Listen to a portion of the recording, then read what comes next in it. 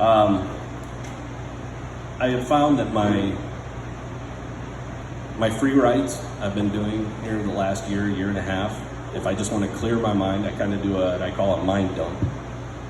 And I'll sit down on a typewriter, put in some paper, and just go. And see what happens, see what comes out. You might write a bunch of garbage, but you're writing. And you might find one line in there that you're like, yeah, that's cool. And then you can turn around and write something entirely different from it. So I wrote this one morning, and it's called Typewriter. Pretty unique title.